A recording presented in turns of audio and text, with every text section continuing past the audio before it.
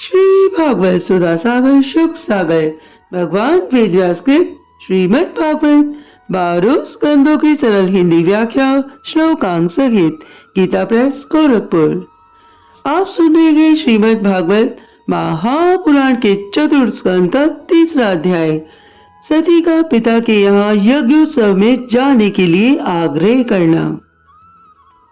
श्री मैत्री जी कहते हैं, हे विदुर जी, इस प्रकार उन ससुर और दामाद को अर्थात प्रजापति दक्ष और शिव जी को आपस में वैर विरोध रखते हुए बहुत अधिक समय निकल गया।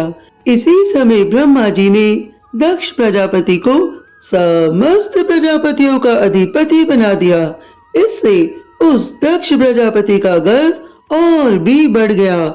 उसने भगवान शंकर आदि ब्रह्मनिष्ठों को यज्ञ भाग न देकर उनका तिरस्कार करते हुए पहले तो वाजपेयी यज्ञ किया और फिर बृहस्पति सर्व नाम का महायज्ञ आरंभ किया। उस यज्ञोत्सव में सभी महर्षि, देव ऋषि, पितर, देवता आदि अपनी अपनी पत्नियों के साथ पधारे। उन सब ने मिलकर वहां मांगलिक कार्य संपन्न किए और दक्ष प्रजापति के द्वारा उन सब का स्वागत सत्कार किया गया। उस समय आकाश मार्ग से जाते हुए देवता आपस में उस यज्ञ की चर्चा करते जाते थे। उन देवताओं के मुख से दक्ष कुमारी सती ने अपने पिता दक्ष के घर में होने वाली यज्ञ की बात सुन ली। दक्ष कुमारी सती ने देखा कि हमारे निवास स्थान कैलाश के पास से होकर सब ओर से चंचल नेत्रों वाले गंधर्व और यक्षों की स्त्रियां चमकीले कुंडल और हार पहने खूब सज धज कर अपने अपने पतियों के साथ विमानों पर बैठी उस यज्ञोत्सव में जा रही हैं। इससे दक्ष पुत्री सती को बड़ी उत्सुकता हुई और उन्होंने अपने पति भगवान भूतनाथ शंकर जी से कहा कि हे वामदेव, सुना है इस समय आपके ससुर अर्थात मेरे पिता दक्ष प्रजापति के यहाँ बड़ा भारी यज्ञोत्सव हो रहा है। देखिए ना, ये सब देवता वहीं जा रहे हैं। यदि आपकी इच्छा हो तो हम भी चलिए ना अपने आत्मियों से मिलने के लिए। मेरी बहनें अपने अपने पतियों के सहित वहाँ अवश्य आएंगी। मैं भी चाहती हूँ प्रभु कि आपके साथ वहाँ जाकर माता पिता के दिए हुए गहने, कपड़े आदि उपहार स्वीकार करूं। वहां अपने पतियों से सम्मानित बहनों, मौसियों और स्नेह हृदय जननी को देखने के लिए मेरा मन बहुत दिनों से उत्सुक है। हे कल्याणमय, इसके सिवा वहां महर्षियों का रचा हुआ श्रेष्ठ यज्ञ भी देखने को मिलेगा। हे अजन्मा प्रभु, आप जगत की उत्पत्ति के हेतु हैं। आपकी माया रचा हुआ ये परम आश्चर्य में त्रिगुणात्मक जगत आप ही में भास रहा है, किंतु मैं तो स्त्री स्वभाव होने के कारण आपके तत्व से अनभिज्ञ और बहुत दीन हूँ। इसलिए इस समय अपनी जन्म भूमि को देखने को बहुत उत्सुक हो रही हूँ प्रभु। हे जन्म रहित नीलकंठ, देखिए ना प्रभु, इनमें कितनी ही स्त्रियां ऐसी हैं जिनका मेरे पिता दक्ष प्रजापति से कोई संबंध भी नहीं है, फिर भी वे अपने पतियों के सहित खूब सज धज कर झुंड की झुंड में वहीं जा रही हैं। वहां जाने वाली इन देवांगनाओं में राज हंस के समान श्वेत विमानों से आकाश मंडल कैसा सुशोभित हो रहा है। हे सुरश्रेष्ठ, ऐसी अवस्था में अपने पिता के यहाँ उत्सव का समाचार पाकर कौन सी बेटी का शरीर उसमें सम्मिलित होने के लिए नहीं छटपटाएगा। हे प्रभु, पति, गुरु और माता पिता आदि सहृदयों के यहाँ तो बिना बुलाए भी जा सकते हैं ना। अतः हे देव, आप मुझ पर प्रसन्न हो। आपको मेरी ये इच्छा अवश्य पूरी करनी होगी। आप तो बड़े करुणामय हैं, तभी तो परम ज्ञानी होकर भी आपने मुझे अपने आधे अंग में स्थान दिया है प्रभु। अब मेरी इस याचना पर ध्यान देकर मुझे अनुग्रहित कीजिए।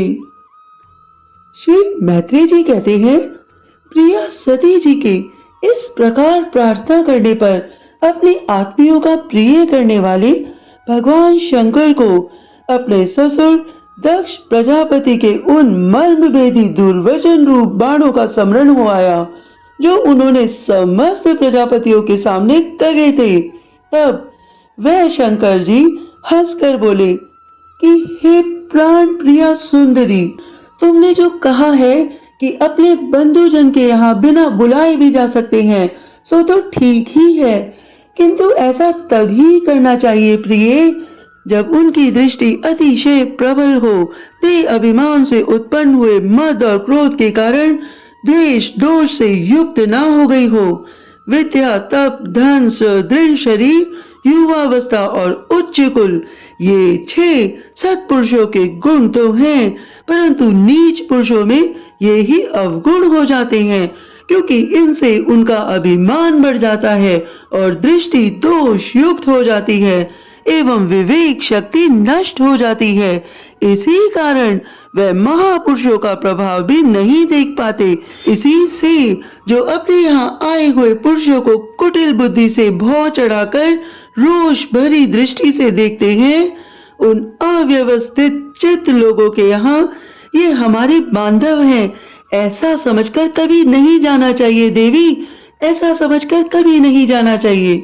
हे देवी सुनो, शत्रु के बाणों से बिंद जाने पर भी ऐसी व्यवस्था नहीं होती जैसे अपने कुटिल बुद्धि स्वजनों के कुटिल वचनों से होती है, क्योंकि बाणों से शरीर छिन्न भिन्न हो जाने पर तो जैसे तैसे निंद्रा आ जाती है, किंतु कुवाक्यों से मर्म स्थान विद्ध हो जाने पर तो मनुष्य हृदय की पीड़ा से दिन रात बेचैन रहता है। हे सुंदरी, अवश्य ही मैं ये जानता हूँ प्रिय कि तुम परम उन्नति को प्राप्त हुए तुम्हारे पिता दक्ष प्रजापति को उनकी कन्याओं में सबसे अधिक प्रिय हो, तथापि क्योंकि तुम मेरी आश्रिता हो प्रिय, इस कारण तुम्हें अपने पिता से मान नहीं मिलेगा, क्योंकि तुम्हारे पिता मुझसे बहुत जलते हैं।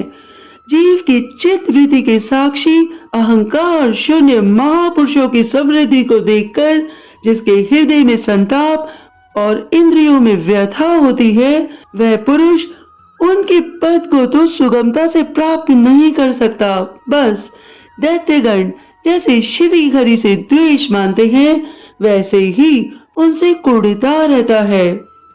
हे सुमतिमय, तुम अपने पिता से ये कह सकती हो कि आपने प्रजापतियों की सभा में मेरे पति शंकर का आदर क्यों नहीं किया।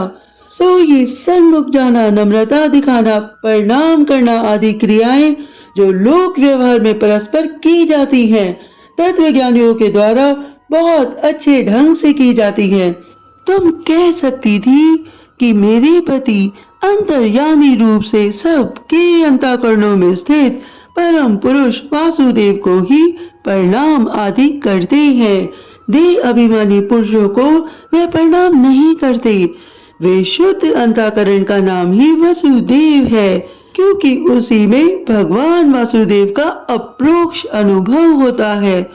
उस शुद्ध चित्त में ही स्थित इंद्रियातीत भगवान वसुदेव को ही मैं नमस्कार किया करता हूँ। इसलिए हे प्रिय, जिसने प्रजापतियों के यज्ञ में मेरे द्वारा कोई अपराध न होने पर भी मेरा कटु वाक्यों से तिरस्कार किया था, वह तुम्हारे पिता दक्ष प्रजापति, यद्यपि तुम्हारे शरीर को उत्पन्न करने वाला पिता ही है, तो भी वह मेरा शत्रु होने के कारण तुम्हें उसे अथवा उसके अनुयायियों को देखने का विचार भी नहीं करना चाहिए। हे प्रिय, यदि तुम मेरी बात न मानकर वहां जाओगी तो तुम्हारे लिए अच्छा न होगा, क्योंकि जब किसी प्रतिष्ठित व्यक्ति का अपने आत्मीय जनों के द्वारा अपमान होता है, तब वह तत्काल उनकी मृत्यु का कारण हो जाता है। अभी आप सुन रहे थे श्रीमद् भागवत महापुराण के चतुर्थ स्कंद का 3रा अध्याय, और हम सुनेंगे 4था अध्याय, सती का अग्नि प्रवेश। आगे आप सभी लोगों ने श्रीमद् भागवत महापुराण के जो भक्ति रस में गोता खाया है, तो आपके अंदर बैठी ऊर्जा, आपकी आत्मा शक्ति को मेरा बारंबार प्रणाम है। भगवान श्री हरि आपका मंगल करे।